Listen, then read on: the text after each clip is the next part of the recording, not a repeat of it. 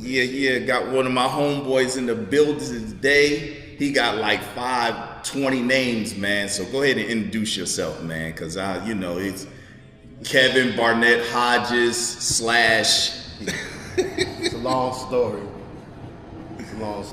Yeah. You call me Kevin. You call me Ishmael. You call me motherfucker. I don't know if I can say You good. But yeah. You call me Kev from down the way. So I brought my boy on today. We just gonna chop it up, man, with you guys, and we gonna talk about his sorry Giants real quick. Yeah, they sorry. You got no argument here. Yo, but on a serious note, on the Giants, man, what would you say, like, you would like to see you guys right now? You don't already, in this current situation, you already drafted Russell Wilson. Okay. You already drafted Jameson. So you have 2 veterans, right? I would go get the best player. Well, they got them through free agency. They didn't draft them. So No, we don't want y'all to come in the comment section. They didn't draft him. Yeah, all these people like to make corrections and stuff on. I forget. Right. So they didn't You already draft. got two free agent veterans. They picked them up through free agency. Right. So y'all already got 2 vets. Right. So if I would build a line. Yeah, so you definitely need a line. I think our defense is definitely much better. You definitely need a line. But I build that line because whoever you put back there, they got to. Right now, whoever you put back there got to move. Russell can move. Jameson can move. Yeah. But if you put Shador back there, he's not as mobile quarterback as he's more stable. Let me say this, man. And I want a lot of people to understand. Jameson is not a bad quarterback. No, he's not. He just throws a lot He gets himself into trouble when he start throwing into windows that he shouldn't be. It's like he'll give you a good first half. He'll give you maybe a good third quarter. But after that third quarter, it's like he turns into somebody else. And he literally goes out and what's the young people say, crash out mode. He literally goes into crash out mode. But when has he had someone else other than him? Do you ever have a good running back? Do you ever had a good wide receiver? What causes that is true. To force him to throw these things? That is definitely hand the ball, and then coaches and all that. Yeah, all that plays a part. You look at my boy. Everybody used to talk about him. The dude used to call him. He's a Tampa Bay quarterback right now. Baker Mayfield. They used to talk. Oh man, listen. I love talking about Baker Mayfield because he's the prime example of. You can go to the wrong team, bro. You can literally go to the wrong team and it can cost you your career. Yep. It can literally cost you your career. So sometimes it's like, I feel like a lot of players get into the situation to where they go to a team and it's like, that's not the right fit. That's why I think a lot of the young players now. Matthew Stafford. Another one. Played for the Lions. They always had good numbers. Always had good numbers. Went to the Rams and won a Super Bowl because it was the right system for him. Right fit. That's what a lot of people don't understand. It has to be the right system. It's a team sport. It's a team sport, and it has to be the right system for that particular quarterback. Hey, what do you think about the GOAT thing? I think it's a stupid argument. How you come up with that? How you come up with a GOAT? And and the different eras are different. The nutrition is different. See, the training is different. Everything is different. The referees are different. Yes. The call is different. The game is different. How come we just can't respect a GOAT for a particular era versus trying to compare eras of GOATs? I think that's. I don't like the term at all. No. I'm gonna be honest with you. I think because. That's with anything. I think the term GOAT has been thrown around so loosely, just like I don't like the word love. Oh yeah. I don't really care for the word love. I don't really care for somebody to say that they love me, because I think that word is thrown around so loosely, and everybody is like, "Oh yeah, I love you, bro." Hey, so for me, I never liked it. Even when it first came out, I don't like the word GOAT. I don't like the word love. You're gonna trip on this. I don't like Thank you for your service. I can see that. It's like saying, I can see that because it's bless you when you sneeze. Because it's thrown around so loosely. You know what I'm saying? So for me, I think that when you're good at what you do for a living and you do it at such a high level, like, I'm gonna be honest with you, I think LeBron is a generational talent. I think he's a generational talent, and you're never gonna see that again.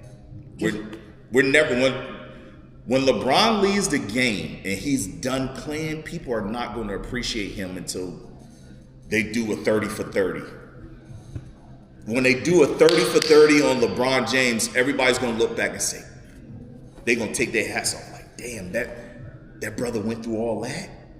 He went through all that and he still played at the top of his game. They're going to be like, yo, that's wild. That's unbelievable. That's wild. Until LeBron is done and they do a 30 for 30, I think you have generational talents. I would call. I think that too, but I also think a lot of the OGs, I fall in that category. 65. I get it, but we can't accept some things. You know, when I say we, I'm talking about my generation. Mm-hmm. You know, everything can't be like it was back then. Nah. Football has changed. They used to play football and you could slap someone up to their head. They used to play when they hurt and all that. If you really think about it, is that really smart? That macho shit does not work. Nah, it does not. It's like in the military. When I was in the military, when I first started in the military, you used to run in combat boots.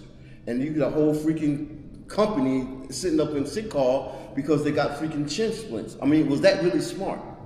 Nah. Today's game is different. It's totally different. And I tell people all the time, these players, when it comes to football, they're bigger, stronger, faster than what they ever were in my era. And then basketball's the same thing. They're jumping higher. You got centers shooting 3-pointers.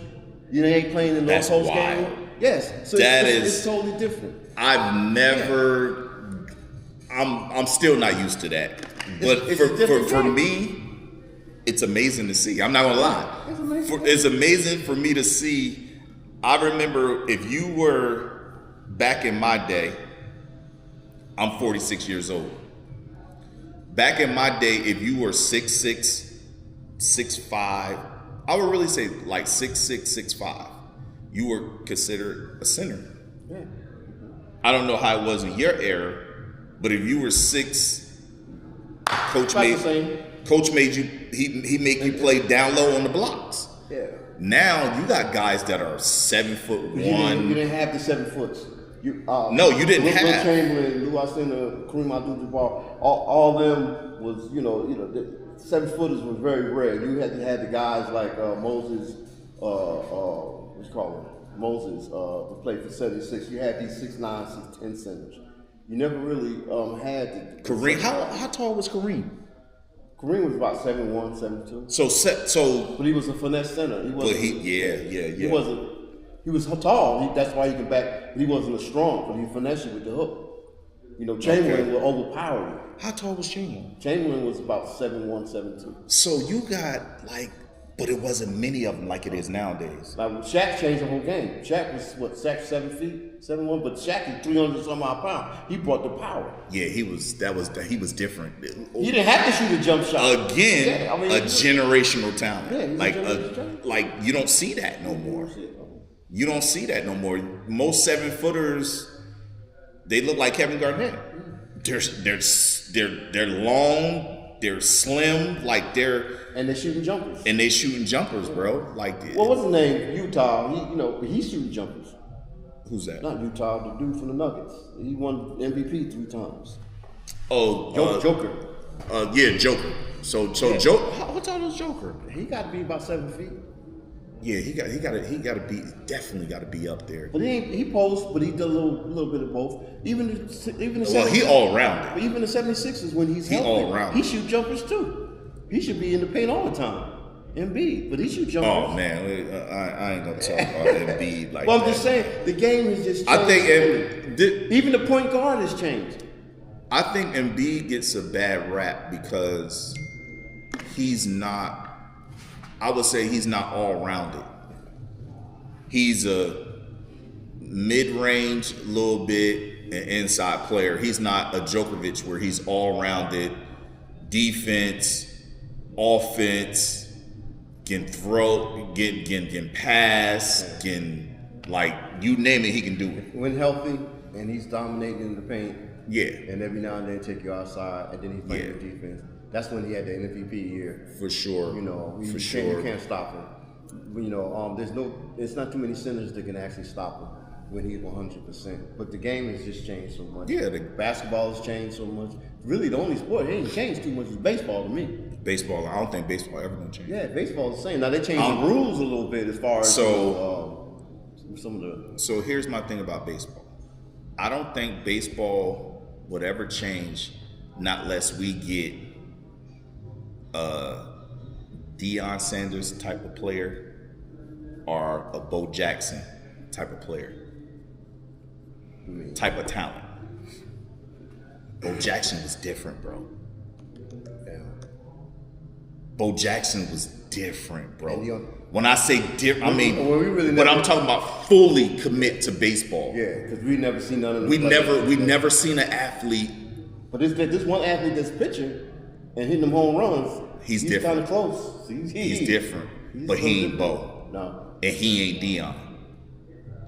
Yeah. For me, when take for instance, who's the best athlete in football right now? You think is the best athlete? I'm gonna go with Saquon Barkley. As far as being the all around just a good athlete. I'm not talking about the best at their position. I'm talking about an athlete that can run, jump, catch, everything. Barkley, my boy, even though the shit happened. That's a Giants fan, boy. That's a Giants fan. I like him. I still got a jersey. I ain't burning no jersey. I think that's stupid. But anyway, Sure. Yeah, he'd definitely be up there. I think Metcalf is another one. He's different. I mean, he's out there in Seattle when he was with Pittsburgh. I'm just talking about athlete. See some of the things he's done. Yeah. And just run down that dude. And, just being an athlete. Catching the ball the way he catch it. I mean, I'm with you. So like, imagine. He's like, what you call him? He's like Megatron, T.O., and Des Bryant all mixed up in one. Absolutely. You know, if you ever had a quarterback. So take them. So we take them two athletes right there. We take Saquon and we take DK Metcalf and we put them in a baseball environment and you teach them how to hit. That's it. That's all you gotta do is teach them how to hit. They're gonna automatically know how to track down the baseball. They're gonna know how to catch a baseball. Yeah. All you gotta do is teach them how to hit and they become good hitters. How are you gonna stop that?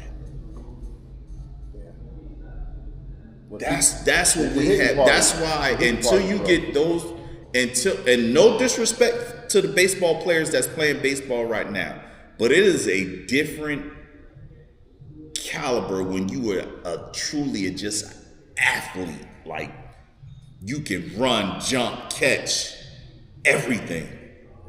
You're just an athlete.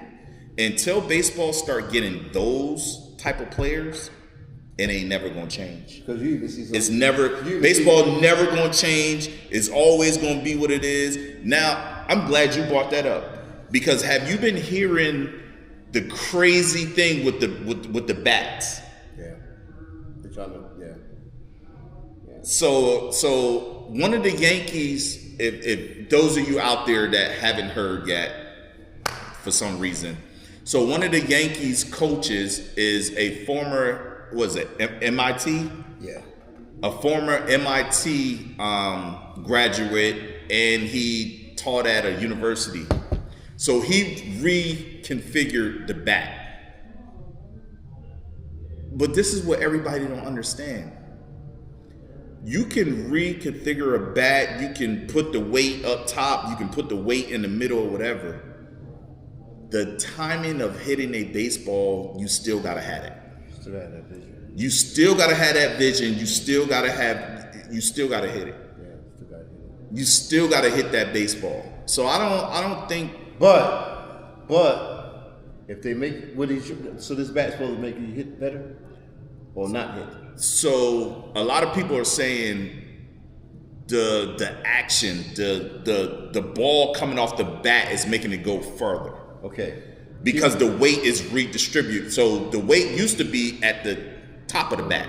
So now is at the hitter's sweet spot, like right in the middle, is where the weight is at so now. what's going to happen is those individuals that was hitting the ball and they were just short of the home run fence, now they're going to be able to hit it. They've been hitting the ball, but they just can't get it over. They can't get over. But now, this so now it's going to go over. So now, because what they're trying to do is it's like anything else. It's like football when they came up with, okay, we're going to stop running and we're going to stop throwing the ball because that put fans in the seat to score high points. The same thing with basketball. It's like, we want to hit the 3-pointer. But I think the paint. That's what they're trying to do with baseball now. So what I think would change the game, and a lot of y'all might gonna be mad at me, but I'm about to tell the truth.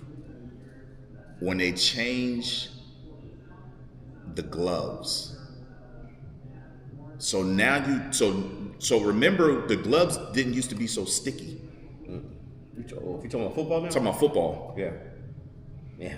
Yeah. So now you got all these one-handed catches, people doing all this because the glove is sticky. Yeah, right. So if you take the gloves back when I was playing and you was playing, them gloves wasn't sticky. No.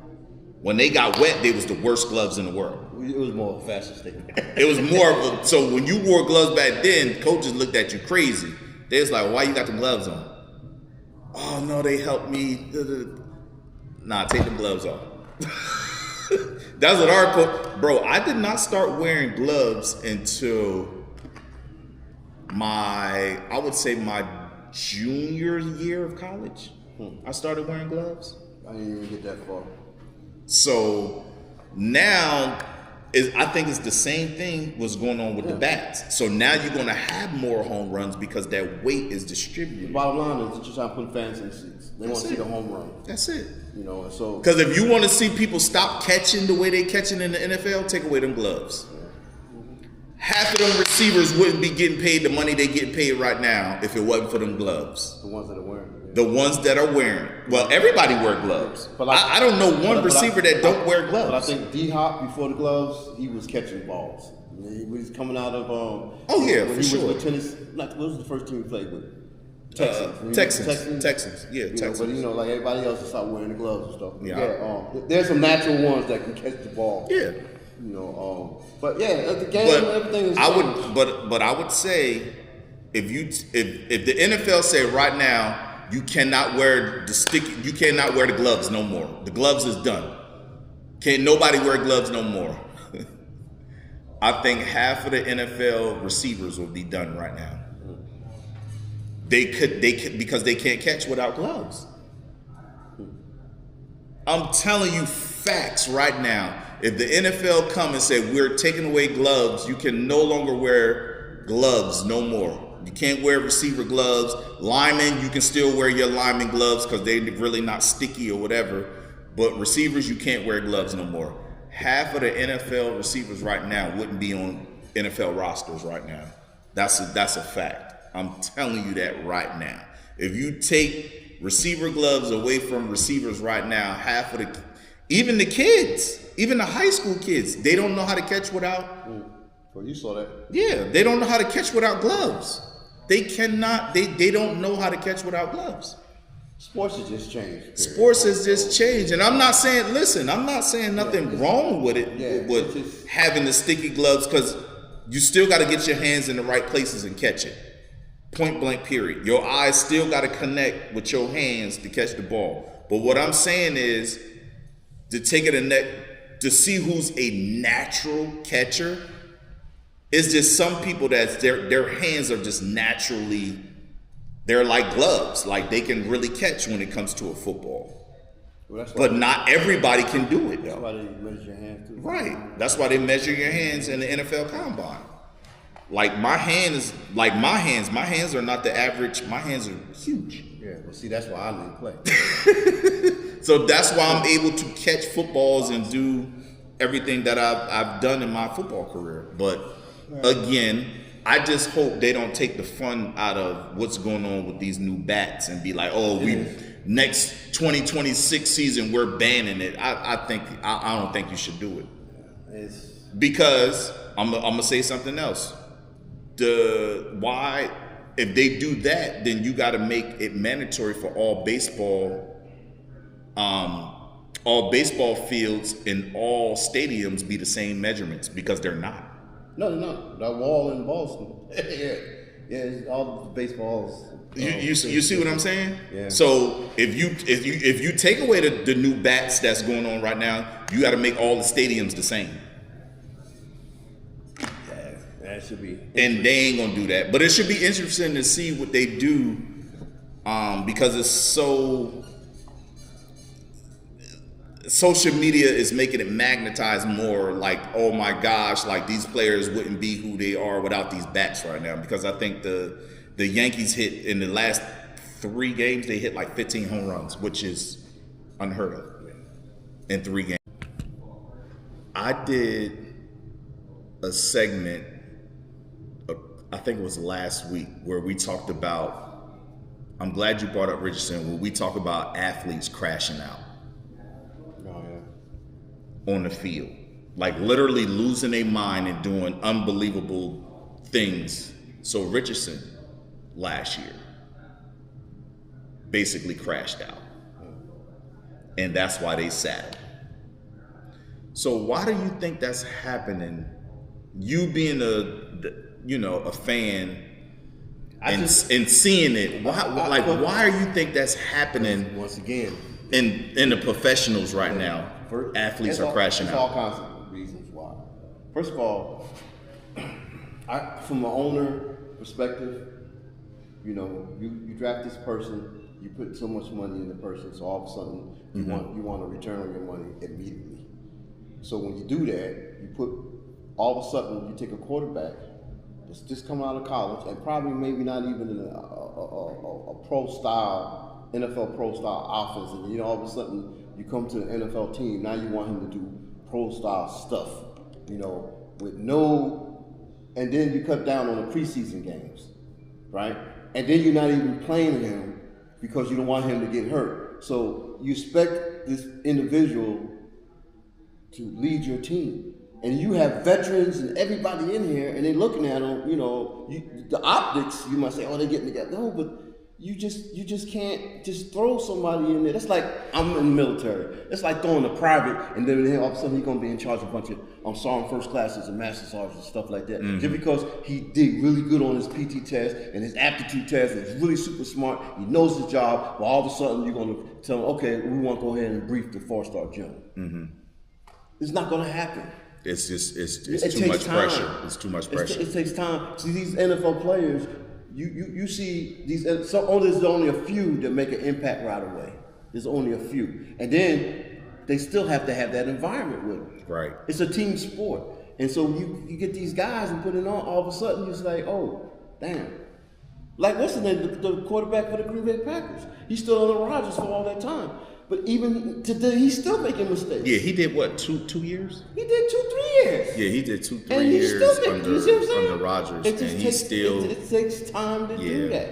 And then So one of the things that I said why a lot of professional athletes are crashing out, and I only know this because I train a lot of professional athletes and stuff like that. It's such a big disconnect with them and their coaches. Like, I get it, it's a job.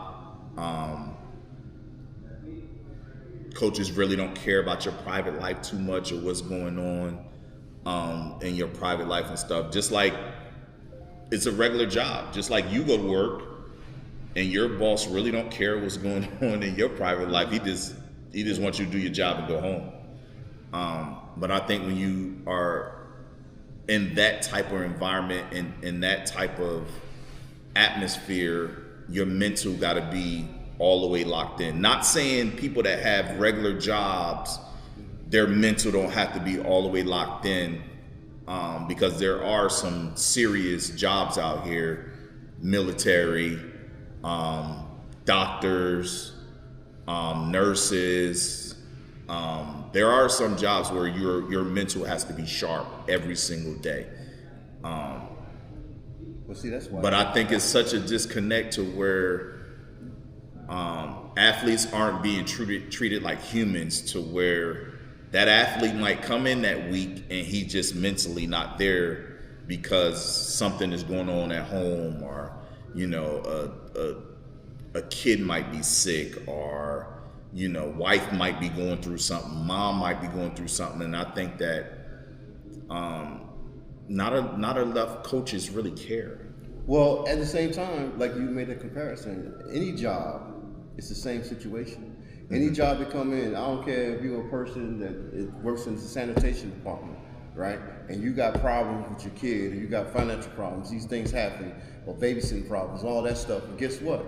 You're not concentrating on that truck, right? All of a sudden, your hand get cut off because you wasn't thinking, or you forgot your partner was back there, or you thinking you run through a light. It's the same results. But the boss man in charge, he's not really caring about all that stuff. All he's like at the bottom line: can you produce? And it's the same thing with the athlete.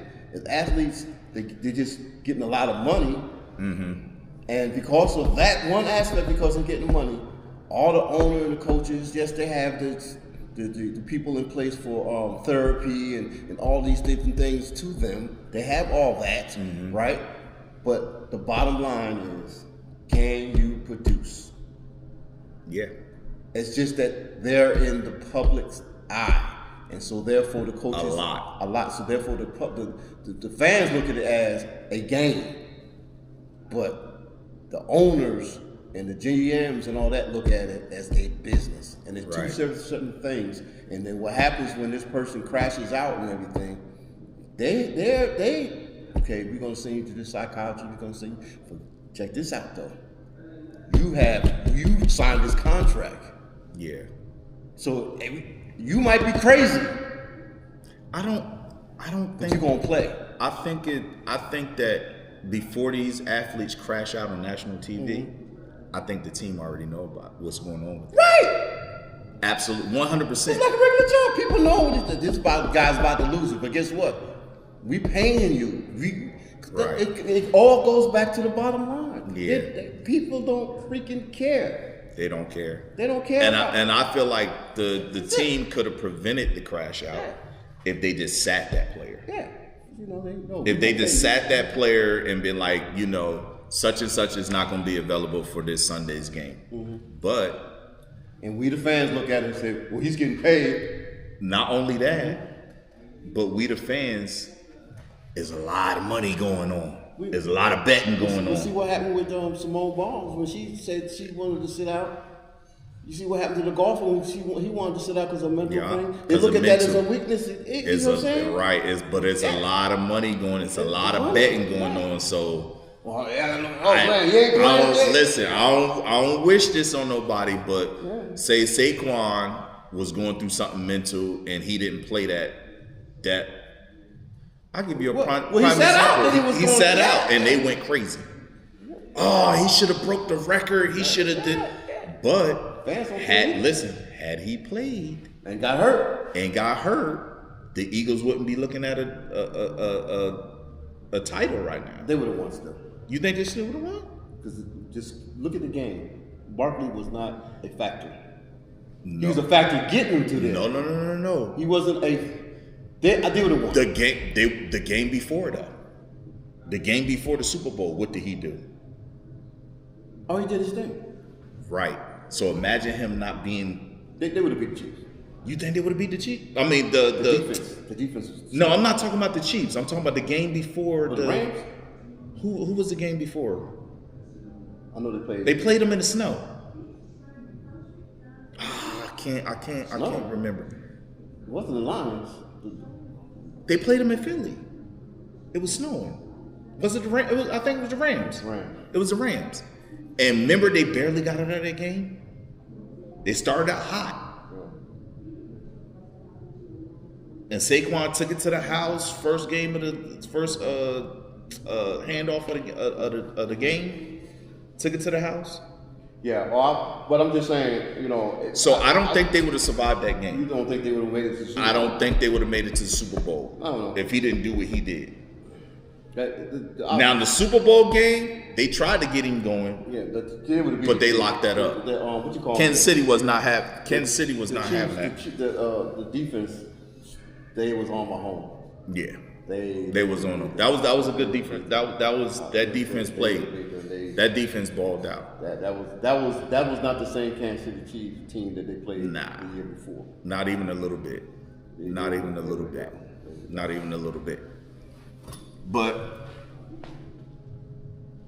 when them Commanders are coming up though. Listen, they definitely come. You won't have to worry about Daniels getting distracted. His mother got him locked down. Mama ain't playing that. Mama ain't playing that. But I ain't gonna keep you, good brother. It was good talking to you. Fun.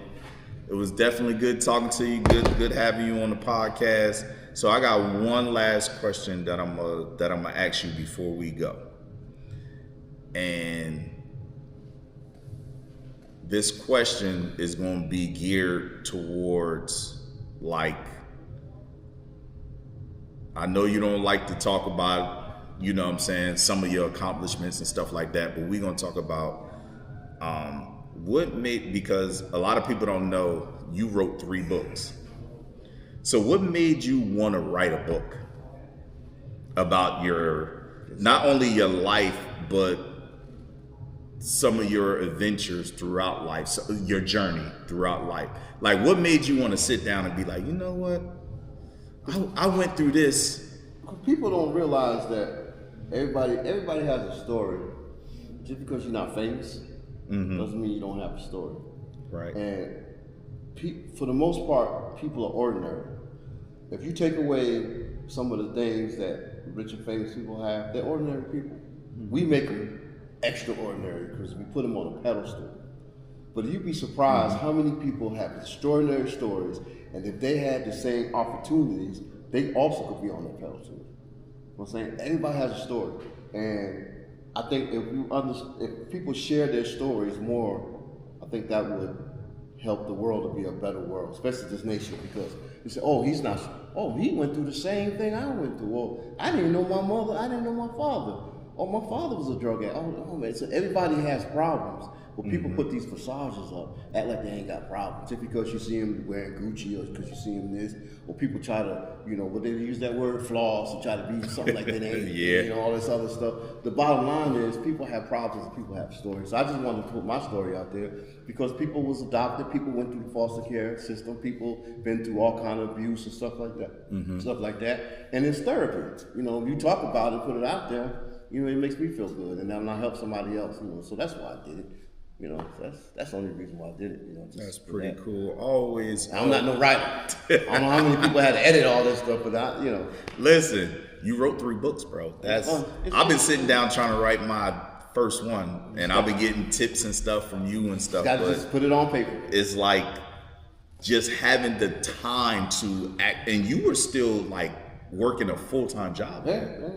When you wrote all 3 of these books, you wasn't retired yet. I just put stuff on paper. I had ideas and just help somebody. You get help. Yeah, for sure. People edit stuff and come with ideas and just boom. But the whole idea of writing the book is just putting it on the paper. But just having a moment to just sit down and just. It's rough. It's rough because I've been trying to do it, and every time I sit down, I'm like, okay, I'm gonna work on this. So how long you been doing it? Oh man, I've been trying to work on it for the past year, man.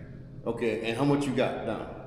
You probably got a lot down because you just been putting stuff down. You probably worrying about, what am I doing in this order? What am I doing? What people have problems? Honestly, bro, I probably got, in my notes, I probably got